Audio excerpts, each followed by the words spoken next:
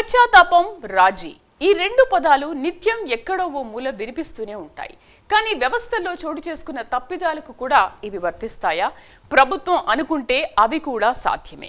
గతం మరుగున పడిపోయింది అనుకుంటే సమాజం చూస్తూ ఊరుకోదు. నమ్మశక్యం కాని దుస్థితి ఎదురైతే కోర్టులు కూడా ఆశ్చర్యపోవాల్సిందే. ఇదే జరిగింది తిరుమల పరకామణి లెక్కింపులో డబ్బులు కొట్టేసిన విషయంలో. నాటి వ్యవహారంలో భాగస్వాములైన వారు, సర్దుబాటు చేసుకున్న నేతలు, అధికారుల పరిస్థితి ఇప్పుడు కుడతలో పడ్డ ఎలకలా తయారైంది. కలియుగ వెంకటేశ్వరుని సొమ్మును నొక్కేసింది ఎవరు? డీల్ సెట్ చేసింది ఎవరు? సహకరించింది ఎవరు? గోవిందుడికే శటకోపం పెట్టిన ఆ అమంగళం ఎలా జరిగింది? ఆ వాస్తవాలేంటో ఇప్పుడు చూద్దాం.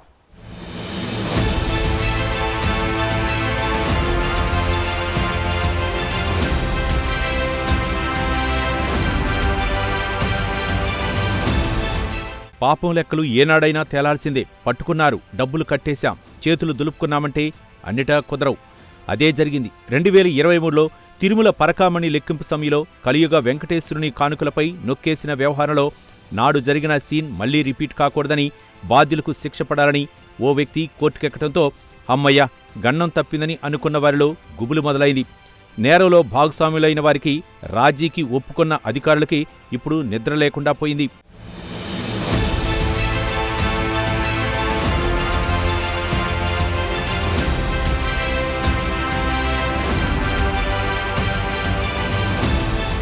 ఇంతకీ వైసీపీ ప్రభుత్వ హయాంలో ఏం జరిగింది?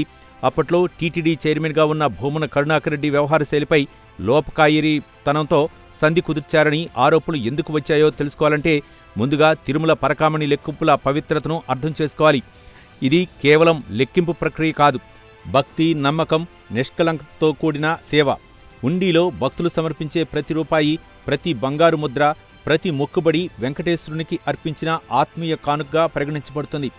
ఈ లెక్కింపును నిర్వహించేందుకు ప్రభుత్వోద్యోగులు, బ్యాంకులు, ఇన్సూరెన్స్ సంస్థల ప్రతినిధులు, ప్రభుత్వ ఆధీనంలో సంస్థలో సిబ్బంది మాత్రమే అర్హులు. వయసు పరిమితి 25 సంవత్సరాల నుంచి 65 సంవత్సరాల మధ్య ఉండాలి. సేవ సమయంలో తెల్లని పంచ, కట్ బన్నీన్, కట్ డ్రాయర్ ధరించాలి. లెక్కింపు ప్రక్రియ మొత్తం సీసీ కెమెరాల ద్వారా పర్యవేక్షించబడుతుంది. అంతటి భద్రతా వ్యవస్థ మధ్య 2023లో జరిగిన డబ్బుల దొంగతనం నమ్మశక్యం కాని ఘటనగా మారింది.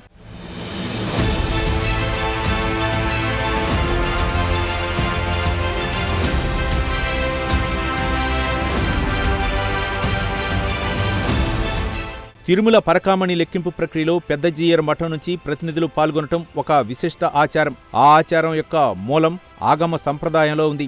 మఠానికి చెందిన గుమస్తా లేదా ప్రతినిధి లెక్కింపులో పాల్గొనడం ద్వారా హుండీ కానుకల లెక్కింపు ప్రక్రియకు ధర్మపరమైన శుద్ధతను, ఆధ్యాత్మిక సమర్థతను కల్పించే ఉద్దేశంతో ఈ సంప్రదాయం కొనసాగుతోంది.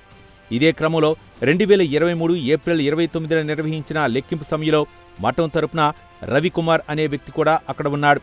అయితే సాయంత్రం 4 గంటల సమయంలో అతని ప్రవర్తన అనుమానాస్పదంగా ఉందని గుర్తించిన ఓ సెక్యూరిటీ గార్డు అప్పటి విజిలెన్స్ అధికారి సతీష్ కుమార్తో పాటు టీటీడీ ఉన్నతాధికారులకు సమాచారం అందించాడు. తనిఖీల్లో 72,000 రూపాయలు విలువ చేసే విదేశీ కరెన్సీ డాలర్లు రవికుమార్ దాచినట్లు బయటపడింది.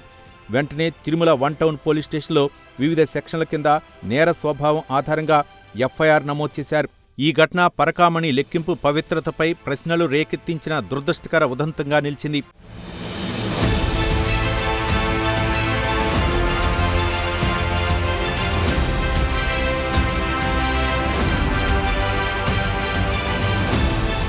పరకామణి లెక్కింపు ఘటనలో దొంగతనం జరిగిన సమయంలో టీటీడీ చైర్మన్గా వైవి సుబ్బారెడ్డి ఉన్నారు. ఈ ఘటన జరిగిన కొద్ది నెలలకే చైర్మన్గా భూమన ఎంట్రీ ఇచ్చారు. ఇక్కడే వ్యవహారం మలుపు తిరిగేలా మారింది. అప్పటి సెక్యూరిటీ అధికారిగా ఉన్న సతీష్ కుమార్, నిందితుడు రవికుమార్ లోక్ అదాలత్ ద్వారా కేసును రాజీ చేసుకున్నారు.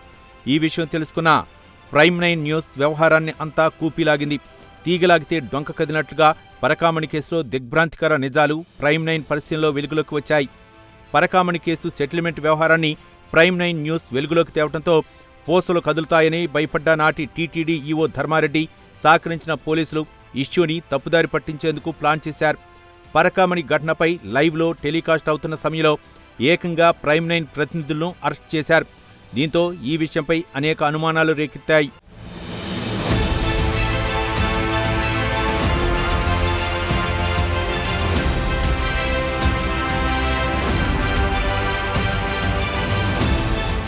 ఈ క్రమంలోనే 2023 సెప్టెంబర్ 9న ఈ రాజీకి సంబంధించి ఉత్తర్వులు కూడా జారీ అయ్యాయి.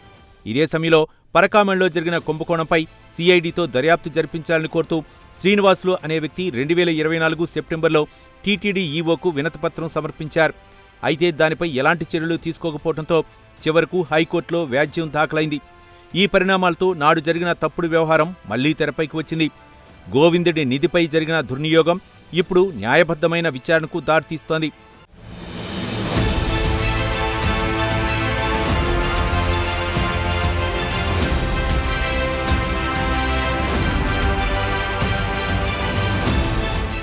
వాస్తవంగా నిందితుడు రవికుమార్ ఎప్పటినుంచి పరకామణి లెక్కింపునకు హాజరవుతున్నాడు. గతంలో ఇలాంటి ఘటనలు ఏమైనా జరిగాయా అనే కుంభకోణంలో నాటి ప్రభుత్వం దృష్టి పెట్టలేకపోయింది. మరోవైపు ఈ సంఘటన రాజకీయంగా వివాదంగా మారడంతో ఇక్కడే కొత్త ట్విస్టుకు మార్గం ఏర్పడింది.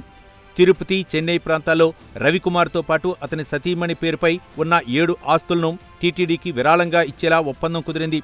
దీంతో నాడు రాజీ కుదుర్చుకోవటం, లోక్ అదాలత్లో కేసును కొట్టివేయటం అన్నీ చకచకా జరిగిపోవటం గమనార్హం. పరకామణి లెక్కింపు సమయంలో దొంగతనం జరిగిన విదేశీ కరెన్సీ విలువ సుమారు 72,000 రూపాయలు మాత్రమే. కానీ టీటీడీకి విరాళంగా కోట్లు విలువ చేసే ఆస్తులు వ్రాయించారంటే అందులో ఏదో మతలబు ఉందన్న అనుమానం అప్పట్లో చర్చకు దారితీసినా గత ప్రభుత్వం పెద్దగా పట్టించుకోలేదు. న్యాయబద్ధత కన్నా రాజీకి ప్రాధాన్యం ఇచ్చిన వ్యవహారంగా ఇది ప్రజల మనసుల్లో నిలిచిపోయింది. అసలు వెంకటేశ్వర స్వామి సొత్తు పరకామణిలో దొంగతనమైంది. దాన్ని సెటిల్ చేసే హక్కు, అధికారం ఎవరికి లేదు. ఈ పరకామణిలో చెట్టు కింద పంచాయతీ ఏంది కరుణాకర్ రెడ్డి గారు, నేను ఆ హయాంలో లేను, అసలు లోకాదాలత్లో కేసు కాంప్రమైజ్ అయినప్పుడు నువ్వు కాదా చైర్మను? ఆ కేసు రవికుమార్ 23/4/2023లో దొరికినప్పుడు మీరు ఎక్స్-అఫీషియో సభ్యుడిగా లేరా బోర్డులో? మీరు ఈరోజు చెప్తున్నారు 40 కోట్లు మేము స్వామివారికి ఆస్తి రాయిచ్చామని చెప్పి. ఆ రోజు ఎందుకు చెప్పలేకపోయారు? ఆ రోజు ఎందుకు భక్తుల ముందు వచ్చి చెప్పలేకపోయారు? ఈ కాకమ్మ కథలన్నీ మాకు చెప్పొద్దండి. లోక్ అదాలత్లో కాంప్రమైజ్ అయ్యే కేసే కాదు ఇది. కొందరు అధికారులందరూ గ్రూపుగా ఏర్పడి స్వామివారి సొత్తుని కాజేసే ప్రక్రియలో భాగంగానే ఇది జరిగింది. తినింది మొత్తం వడ్డీ కాసుల వాడికి, వడ్డీతో పాటు కట్టిస్తాం. ఈ కేసు రాబో రోజుల్లో దేశంలో పెద్ద టీటీడీలో జరిగినప్పుడు భారీ కుంభకోణంలో ఇది ఒక కేసు. గతంలో మేము చిన్నప్పుడు విన్నాం, శ్రీకృష్ణదేవరాయలు గారి టైంలో కొందరు స్వామివారి ఆభరణాలు కొట్టేస్తే క్యాపిటల్ పనిష్మెంట్, మరణశిక్ష విధించారని. ఆ విధంగా కోర్టు వీళ్ళకి కఠిన శిక్ష విధించే రోజు దగ్గరలోనే ఉంది. అసలు విజిలెన్స్ అధికారులు కొందరు దీంట్లో కుమ్ముక్కై అసలు ఆ వీడియోస్ అరేంజ్ చేశారని చెప్పి కంప్లైంట్స్ ఉంది. ఆ అరేంజ్ చేసినట్టు అధికారి అవినీతి ఆరోపణలో కూరుకుపోయినప్పటికీ భక్తులకు చెందాల్సిన వస్తువుల్ని భక్తులు చెందకుండా దాన్ని తీసుకుంటే, కొండ మీద 5 లెడ్లు బ్లాక్లు అమ్మితే రిమాండ్కి పంపిస్తున్నటువంటి ఈ పోలీసులు 40 కోట్లు తినేస్తే రిమాండ్కి పంపించకుండా నిద్రపోయింది. ఎందుకు నిద్రపోయారు? వీళ్ళెవరు నిర్ణయం తీసుకునే దానికి? మా సీనియర్ న్యాయవాది అజయ్ కుమార్ గారితో మాట్లాడితే అసలు ఆ హక్కు ఎవరికైనా సుప్రీంకోర్టుకు కూడా లేదు ఇలాంటి కేసును రాజీ చేసేదానికి అన్నారు. అలాంటి కేసుని తీసుకొని లోక్ అదాలత్లో ఏ విధంగా రాజీ చేస్తారు? ఇది భగవంతుడి సొత్తు, తిరిగి వడ్డీ కాసుల వాడికి తిన్న వాళ్ళందరి దగ్గర వడ్డీతో పాటు కట్టిస్తాం. ఖచ్చితంగా ఆ విధంగా హైకోర్టు ఇచ్చినటువంటి ఈ ఆదేశాలు స్వాగతిస్తున్నాం. తొందరలోనే సిబిసిఐడి దీంట్లో ఉన్నట్టు ఇంటి దొంగల్ని ఆ రోజు ఎవరెవరు టీటీడీలో ఉండి రవి ప్రకటన వివరించారు వాళ్ళందరినీ తొందరగానే చట్టం ముందు నిలబెట్టబోతున్నారు. తిరుమలలో భక్తులు సమర్పించే కానుకల విషయంలో దొంగతనం చేసుకోవటంపై నాటి ప్రతిపక్ష నేతలు తీవ్ర ఆరోపణలు గుప్పించారు. జరిగిన ఘటనల ఆధారంగా 200 కోట్ల రూపాయల సొమ్ము దోచుకున్నారని ఆరోపించారు. కూటమి ప్రభుత్వం అధికారంలోకి వచ్చిన తర్వాత టీడీపీ ఎమ్మెల్సీ భూమిరెడ్డి రామ్గోపాల్ రెడ్డి 2024 జనవరిలో మండల్లో ఈ కేసు ప్రస్తావిస్తూ పరకామణి నుంచి దాదాపు 100 కోట్లు దొంగతనం జరిగిందని, నిందితుడిని ఉద్దేశపూర్వకంగా కేసు నుంచి తప్పించారని వ్యాఖ్యానించారు. ఈ వ్యాఖ్యలు తీవ్ర చర్చనీయాంశమయ్యాయి.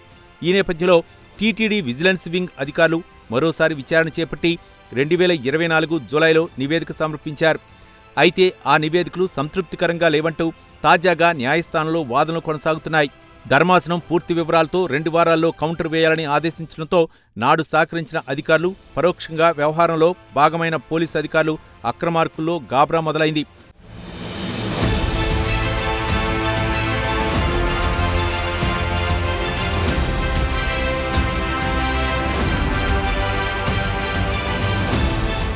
సాధారణంగా లోక్ అదాలత్ అనేది చిన్నపాటి సివిల్ వివాదాలు, ట్రాఫిక్ కేసులు, కుటుంబ సమస్యలు లేదా పరస్పర అంగీకారంతో పరిష్కరించగల నేరాలకు మాత్రమే వర్తిస్తుంది.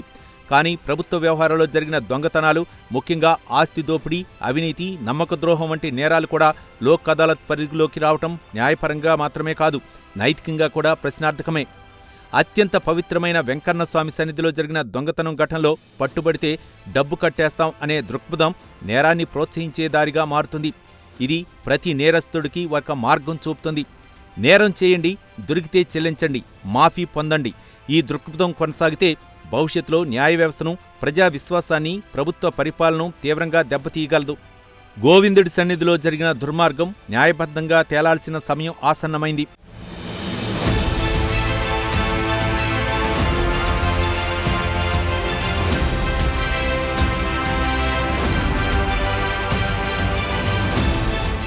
ఇక ఈ కేసులో వాస్తవాలు వెలికితీయాలని ధర్మాసనం సిఐడికి స్పష్టమైన ఆదేశాలు జారీ చేసింది. అంతేకాదు, లోక్ అదాలత్లో జరిగిన ప్రొసీడింగ్స్ వివరాలను సైతం సీజ్ చేయాలని తేల్చి చెప్పింది. పరకామణిలో సొమ్ము దొంగతనంపై టీటీడీ బోర్డు తీసుకున్న తీర్మానాలు, జారీ చేసిన ఉత్తర్వులు ఏవైనా ఉన్నట్లయితే వాటిని సీజ్ చేసి షీల్డ్ కవర్లో తమ ముందు విచారణకు ఉంచాలని పేర్కొంది. ఫిర్యాదుదారుడైన నాటి విజిలెన్స్ అధికారి సతీష్ కుమార్, అలాగే ఆరోపణలు ఎదుర్కొన్న నిందితుడు రవికుమార్కు 3 రోజుల్లో నోటీసులు అందజేయాలని కోర్టు స్పష్టమైన ఉత్తర్వులిచ్చింది. తదుపరి విచారణను అక్టోబర్ 13కు వాయిదా వేసింది. ఈ సంఘటనపై కోర్టు ఆశ్చర్యం వ్యక్తం చేస్తూ చేయడానికి కారణాలు ఉన్నాయి. అప్పటి పోలీసు అధికారులు ఒత్తిడితోనే ఈ రాజీ ఒప్పందం జరిగిందని, పోలీసులు ఎందుకు ఇలాంటి ఒత్తిడి తీసుకొచ్చారో నాకు తెలియదంటూ నాటి ఫిర్యాదుదారుడు సతీష్ కుమార్ రాతపూర్వకంగా ఇచ్చిన వాంగ్మూలాన్ని విజిలెన్స్ వింగ్ నివేదికలో పేర్కొనటం ఇప్పుడు కేసులో ఎవరెవరు నిజంగా ఇన్వాల్వ్ అయ్యారో అన్న కోణంలో సిఐడి విచారణకు దారితీస్తోంది.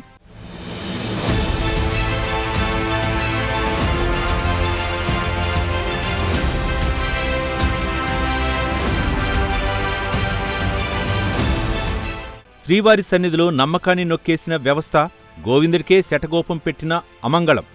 ఇది కేవలం దొంగతనం కాదు, భక్తి మీద దాడి. హుండీకి సమర్పించిన ప్రతి రూపాయి భక్తి కాదు, బాధగా మారిందా అన్న అనుమానాలు ప్రజల్లో బలపడుతున్నాయి. పరకామణి రూపంలో కలియుగ వెంకటేశ్వరుని కానుకలపై ఎవరి కబ్జా జరిగింది? జగన్ హయాంలో గోవిందుడి హుండీకి గండం వేసిన వ్యవహారంపై అప్పటి పాలకులు మౌనం, అధికారుల రాజీ ఇవి న్యాయానికి ఎదురుదెబ్బ కాదు, నమ్మకానికి శాపంగా మారాయి. శ్రద్ధతో సమర్పించిన కానుకలు రాజకీయ రాజీకి బలయ్యాయా? శ్రేయోభిలాషుల చేతిలో శ్రీవారి నిధి శాపంగా మారిందా అనే ప్రశ్నలు ప్రజల్లో చర్చకు దారితీస్తున్నాయి. గతం మరుగున పడదు, న్యాయం రూపంలో వెలుగులోకి వస్తుంది. తిరుమల ఘటనపై సమాజం ప్రశ్నిస్తోంది. ప్రస్తుతానికి అది న్యాయయాత్రకు ఆరంభం మాత్రమే. ఇది కేవలం పరిపాలనా వైఫల్యం కాదు, కలియుగ దేవుని మీదే దాడి.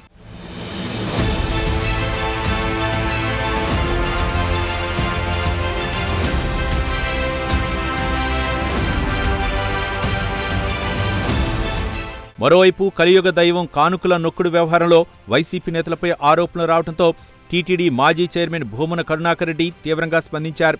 పరకామణిలో చోరీ జరిగిందంటూ వస్తున్న ఆరోపణలను ఆయన ఖండిస్తూ దమ్ముంటే సీబీఐ విచారణ జరపండి అంటూ చంద్రబాబు ప్రభుత్వానికి సవాల్ విసిరారు. పట్టుబడ్డ నిందితుడి నుంచి కోట్ల రూపాయల విలువైన ఆస్తులను టీటీడీకి రిజిస్టర్ చేయించామని, దొంగను మేమే పట్టుకున్నాం, మాపైనే నిందలు వేయటం ఎంతవరకు సమంజసం అంటూ టీడీపీ నేతలపై విమర్శలు గుప్పించారు. పరకామణి వ్యవహారాన్ని రాజకీయంగా వాడుకుంటూ తిరుమల పవిత్రతను దిగజారుస్తున్నారని ఆయన ఆగ్రహం వ్యక్తం చేశారు. లోక్ అదాలత్ ద్వారా జరిగిన రాజీ చట్టబద్ధమైనదే అని స్పష్టం చేస్తూ ఆ 7 కొండలవాడే వారికి తగిన బుద్ధి చెబుతాడు అన్న ఆయన వ్యాఖ్యలు కూడా ఇప్పుడు చర్చనీయాంశంగా మారింది. అయితే గత 20 ఏళ్లుగా పరకామణిలో దోపిడీ జరుగుతోందని భూమన చెప్పడం పలు అనుమానాలకు దారితీస్తున్నాయి. మాకు దేవుడి పట్ల పాపభీతి ఉంది, చిత్తశుద్ధి ఉంది, భక్తి ఉంది. కనుకనే నిజాయితీగా, పారదర్శకంగా, చట్టాలు నిబంధనల ప్రకారం వ్యవహరించినారు మా అధికారులు ఆనాడున. కానీ మీరు మా మీద బురద చల్లటానికి దాన్ని అస్త్రంగా వాడుకునేటువంటి ప్రయత్నం చేసి విఫలమైనారు. రేపైనా మీరు విఫలమయ్యేదే. సిబిఐ ఎంక్వైరీ వేసినా విఫలమవుతారు. కాకపోతే అప్పుడు లోకానికంతా తెలిసిపోతుంది, ఒరే ఈ కూటమి వాళ్ళు కావాలనే ఈ రకమైనటువంటి విమర్శలు చేస్తూ కాలం గడుపుకుంటూ పబ్బం గడుపుకుంటున్నారు అన్నటువంటి విషయం.